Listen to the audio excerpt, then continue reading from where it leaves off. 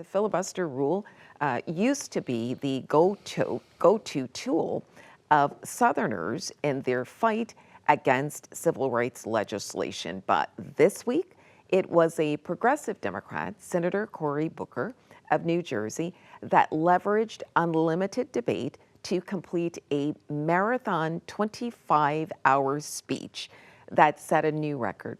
Senator Booker talked about everything from the need for his party to do better, to the threats to the American people and to American democracy, and many other things, as you can imagine, over 25 hours. And so, Jenny, what is your read on whether this speech made a difference?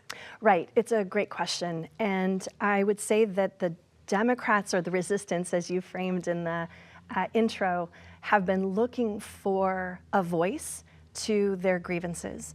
And, you know, one of the challenges always for Congress members is that you have a multiplicity of voices, whereas the presidency, it's one voice, it's a singular voice.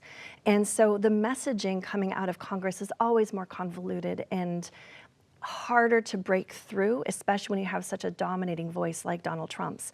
And so I think the moment that Booker seized to articulate a perspective and a set of arguments, a vision for the way that he sees or wants to see the world, and I think by extension the resistance, as you described it, also are looking for. I think that was quite powerful because it did give voice.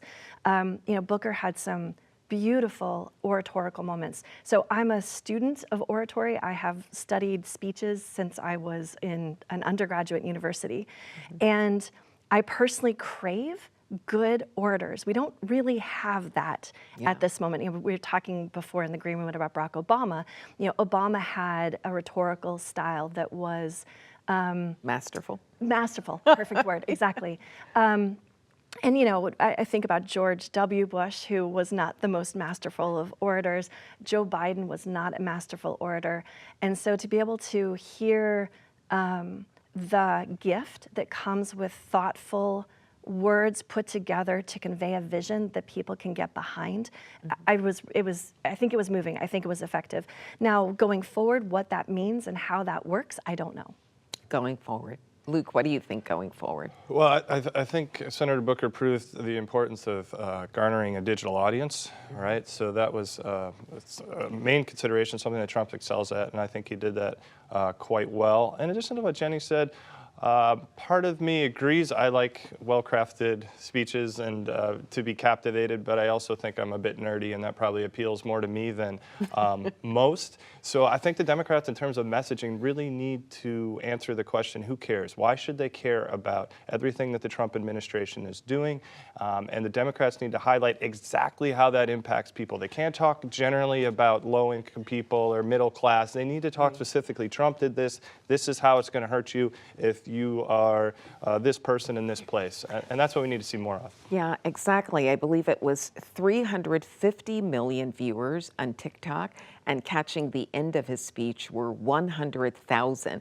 And so perhaps, do you think, Anirban, that Democrats will think differently about the filibuster? Because just a couple of years ago, they were saying get rid of it. But in light of what Jenny and Luke said, perhaps now this is that platform that they need. Yeah, this is very interesting, right? Like, if you don't get 60 votes, you cannot stop the debate. That's the clôture, and you can just filibuster. I doubt, though, if this was a filibuster, because I don't know whether there was a bill that was being considered. But, you know, on the whole, I'm happy to, when I go to teach American politics next semester, I can say that the longest speech in US Senate was not by a person who wanted to stifle freedom of others, but a person who wanted to describe what freedom means to us. So I think that's a good thing. Exactly. Not Strom Thurmond blocking civil rights, but now something else.